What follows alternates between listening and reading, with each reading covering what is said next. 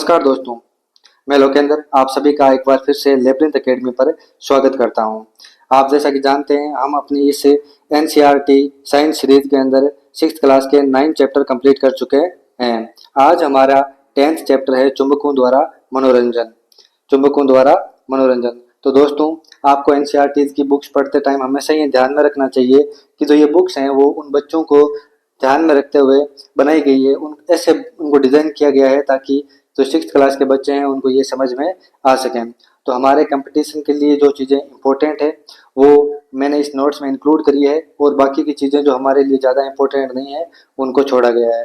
तो आप बिल्कुल बेफिक्र होकर पढ़ सकते हैं इन नोट्स को, आपका कोई भी इंपॉर्टेंट चीज़ पीछे नहीं छोड़ेगी। तो हम अपना जो 10th चैप्टर है आज ये स्टार्ट करते हैं, चुंबकों द्वारा मनोरंजन। यहाँ पर एक कहानी दी गई है सबसे पहले कि किस प्रकार जो ये चुंबक होती है इसका नाम मैग्नेट या मैग्नेटाइट नाम रखा गया। कहते हैं कि यूनान के अंदर एक गडरिया रहता था जो कि भेड़ बकरी चराने का काम करता था। उसके पास एक विशेष प्रकार की छड़ी थी। उस छड़ी की विशेषता ये थी कि उसके एक तरफ लोहे की टोपी लगी हुई थी। एक दिन वो भेड़ बकरी चरा रहा था और एक चट्टान पर यूं ही बैठा था और उसने महसूस किया कि वो अपनी जो ये छड़ी है उसको उठा नहीं पा रहा है। कारण ये था कि इसकी जो छड़ी थी वो उस चट्टान के पास में चिपक गई थी। तो कहते हैं कि इस प्रकार से उसने प्राकृतिक चुंबक की खोज करी थी और उसी के नाम पर मैग्नेस उसका नाम था। तो उसके नाम पर ही जो इस पत्थर था उसका नाम मैग्नेटाइट रख दिया गया। मैग्नेटाइट में लोहा होता है और ये एक प्राकृतिक चुंबक होती है। यहाँ पर एक दूसरी कहानी भी है। कुछ लोगों का ये विश्वास है कि सर्वप्रथम जो ये चुंबक है, प्राकृतिक चुंबक है, ये मैग्नेटाइट या मैग्नीशिया नामक जगह पर मिली थी जिसके कारण इसका नाम मैग्नेटाइट रख दिया गया। जिन पदार्थों में लोहे को आकर्षण करने का या लोहे को आकर्षित करने का गुण पाया जाता है वो सब चुंबक कहलाते हैं। प्राचीन लोगों को अब प्राकृतिक चुंबक के बारे में ज्ञान हो चुका था। उन्होंने इस विशेष गुण वाली जो चट्टान है उसको चुंबक नाम दिया।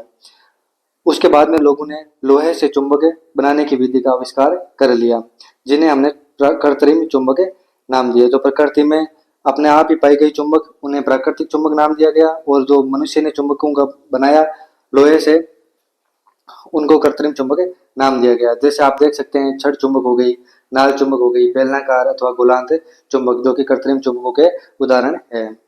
अब हम पढ़ेंगे कि जो चुंबकीय और अचुंबकीय पदार्थ कैसे होते हैं।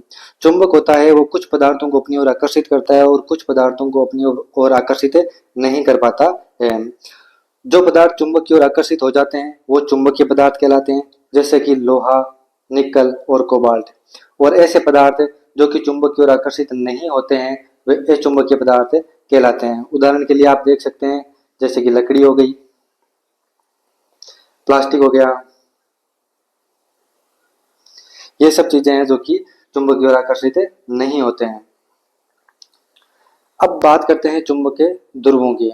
आपने बचपन के अंदर चुंबकों को खूब रेत के अंदर ऐसे घुमाया होगा जिससे उनके दोनों ओर इस प्रकार चित्र में जो दिखाई गई है ऐसी चीजें उनके चारों ओर चिपक गई होगी। ये जो रेत में मिश्रित लोहे का बुरादा है। अधिकतर जो लोहे का बुरादा होगा वो छड़ के चुंबक के दोनों सिरों के पास में चिपकेगा। तो दोनों सिरे होते हैं उनके पास चिपकेगा और जो चुंबक के ध्रुव होते हैं वो इन्हीं के पास में स्थित होते हैं। अब चुंबक हम एक उपयोग देखेंगे जो कि है हमारा दिशा ज्ञात करना। इसके लिए भी अपनी बुक में एक कहानी दी गई है कि चीन के अंदर एक सम्राट हुआ था जिसका नाम था हुआंग टी। उसके पास एक विशेष प्रकार का रथ था। उसके पास एक विशेष प्रकार का रथ था। उस रथ की सबसे बड़ी खूबी यह थी कि उसके ऊपर एक महिला थी, जो महिला की मूर्ति थी जो कि किसी भी दिशा में घूम सकती थी और ये महिला हमेशा दक्षिण दिशा की ओर संकेत करती थी। तो ये सम्राट कहीं पर भी जाता था तो इसे हमेशा इस मूर्ति के माध्यम से दिशा का ज्ञान हो जाता था। अब चुंबक में एक विशेष गुण पाया जाता है कि जब भी आप स्वतंत्र रूप से चुंबक को लटकाते हैं तो ये हमेशा एक निश्चित दिशा के अंदर विराम में आता है। चुंबक को जब भी आप स्वतंत्रता पूर्वक लटकाओगे तो हमेशा ये एक निश्चित दिशा के अंदर ही विराम में आएगा और वो दिशा होती है उत्तर दक्षिण दिशा। नॉर्थ साउथ डायरेक्शन के अंदर हमेशा जो ये हमारा चुंबक होता है ये विराम अवस्था में आता है। इसके अंदर जो उत्तर की ओर निर्देश करने वाला सिर होता है इसको चुंबक का उत्तरोन्मुखी या उत्तरी ध्रुव कहते हैं। जो उत्तर की तरफ निर्देश करने वाला टर्मिनल है, जो सिरा है, उसे चुंबक का हम उत्तरोन्मुखी सिरा अथवा उत्तरी ध्रुव कहते हैं। और जो दक्षिण की तरफ निर्देश करने वाला सिरा है उसे हम दक्षिणोन्मुखी अथवा दक्षिणी ध्रुव नाम देते हैं। सममित चुंबकों में दो ध्रुव होते हैं, चाहे उनका आकार किसी भी प्रकार का हो। एक होता है उत्तरी ध्रुव, एक होता है दक्षिणी ध्रुव। और जब भी हम उनको स्वतंत्रता पूर्वक लटकाते हैं तो चित्र में दिखाए अनुसार वो हमेशा एक विशेष दिशा में आकर रुकते हैं, जो कि होती है नॉर्थ एंड साउथ, उत्तरी और दक्षिण वाली दिशा। और चुंबक के इस विशेष गुण के आधार पर ही एक युक्ति का विकास हुआ, जिसे हम सब लोग कंपास के नाम से जानते हैं, इसकी सुई विराम अवस्था में उत्तर दक्षिण दिशा की ओर निर्देशित करती है। इसमें भी एक चुंबक का ही प्रयोग होता है। यहाँ पर आपको चित्र में कंपास दिख रहा है। कंपास को इस प्रकार डिजाइन किया जाता है कि इसकी धुरी पर एक जो चुंबकित सुई है ये स्वतंत्रता पूर्वक घूम सकती है। और यहाँ पर उत्तरी ध्रुव के चिन्ह के लिए विशेष रंग से अलग इसकी पहचान कर दी जाती है। और जो ये डायल होता है इसके अंदर विभिन्न दिशाओं को दर्शाया जाता है। तो इस प्रकार से जो इसका चुंबक का विशेष गुण है, एक विशेष दिशा में विराम अवस्था में आने का, उसके आधार पर हमें एक दिक्सूचक यंत्र प्राप्त हो गया, जिससे हम कभी भी दिशा ज्ञात कर सकते हैं, जैसा कि वो चीन का हुआंग टी राजा है वो ज्ञात कर लिया करता था। अब हम जो चुंबक होती है इनसे हम अपने खुद के चुंबक भी बना सकते हैं, अपना स्वयं का चुंबक भी निर्माण कर सकते हैं। जो लोहे की छड़ होती है उस पर चुंबक के एक सिरे को रखकर दूसरे सिरे तक ले जाना होता है, और इस प्रक्रिया को हमें 30 से 40 बार करना होता है। जैसा कि आपको इस चित्र में दिख रहा है, यहाँ पर आपको एक लोहे की प्लेट लेनी है और इसके ऊपर एक विशेष दिशा के अंदर आपको इस चुंबक को बार बार घुमाना है। आपको यहाँ पर एक ध्यान रखने वाली बात है कि चुंबक का ध्रुव, एक तो चुंबक का ध्रुव और एक रगड़ने की जो दिशा है वो आपको नहीं बदलनी है। आपको जब ये 30-40 बार ये प्रक्रिया कर लोगे तो आपकी एक स्वयं की आपको चुंबक प्राप्त हो जाएगी। इस जो लोहे की पट्टिका है इसमें चुंबक के गुण होंगे वो उत्पन्न हो जाएंगे। अब हमें देखना है कि जो चुंबकों के बीच में आकर्षण या प्रतिकर्षण किस प्रकार से होता है। तो दोस्तों, आप सभी लोगों ने बचपन में चुंबक से खूब खेला होगा। जैसे कि इन गाड़ियों के अंदर भी आप लोगों ने चुंबक लगाकर इस प्रकार के जरूर कुछ खेल बनाए होंगे।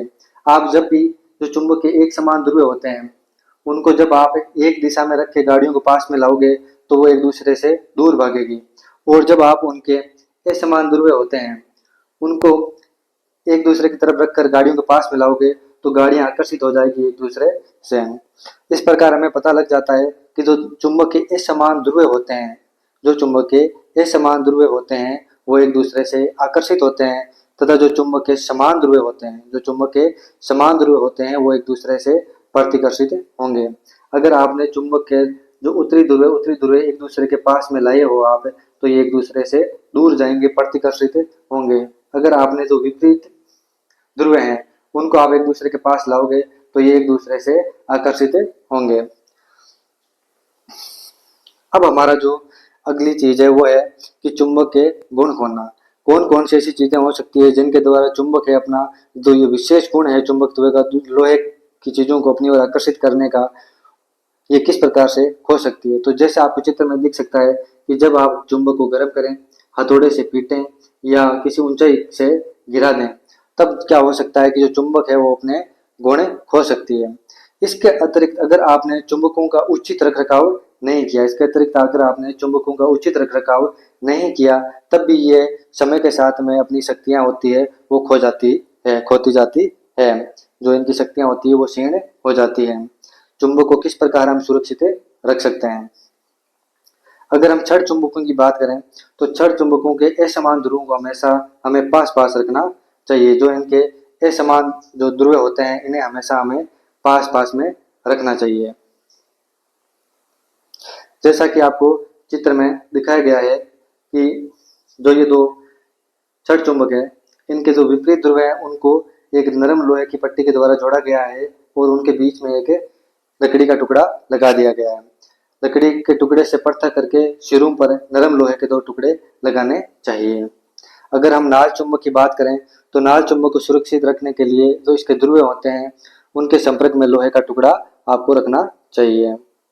जैसा कि आपको चित्र में दिख रहा है कि जो ये नाल चुंबक है इसके तो दोनों सिरे हैं, यहाँ पर आपने एक लोहे का टुकड़ा रख दिया है। तो आप इस प्रकार से जो विभिन्न प्रकार के चुंबक होते हैं उन्हें आप सुरक्षित उनका भंडारित कर सकते हो आप उनको, और उनको लंबे समय तक उपयोग में ला सकते हो। जो आपके चुंबक होते हैं इन्हें आप कैसेट, मोबाइल, टेलीविजन और आपका जो म्यूजिक सिस्टम होता है, सीडी होते हैं, कंप्यूटर होते हैं, इनसे आपको दूर रखना चाहिए, वरना उनमें खराबी आ सकती है। तो दोस्तों, आज हमारा जो ये चैप्टर था ये कंप्लीट होता है। इस प्रकार हमने जो 6th क्लास के 10 चैप्टर है वो कंप्लीट कर लिए हैं। अब हमारा मात्र एक चैप्टर बचा है जो कि हमारे अगली क्लास में समाप्त हो जाएगा, और उसके बाद में अपनी सीरीज को आगे बढ़ाते हुए 7th क्लास है वो स्टार्ट करेंगे। अगर दोस्तों आप सभी को हमारे ये वीडियो लेक्चर पसंद आ रहे हैं तो हमारे वीडियोस को जरूर लाइक किया करें। अगर आपको किसी प्रकार का कोई डाउट है तो कमेंट बॉक्स में जरूर लिखें। अपने दोस्त जो कि विभिन्न प्रकार की प्रतियोगी परीक्षाओं की तैयारी कर रहे हैं उन्हें ये वीडियो शेयर करें। चैनल को सब्सक्राइब कर बेल आइकन दबाएं ताकि आपको जो चैनल से जुड़े हुए अपडेट हैं वो तुरंत मिल जाएं। धन्यवाद।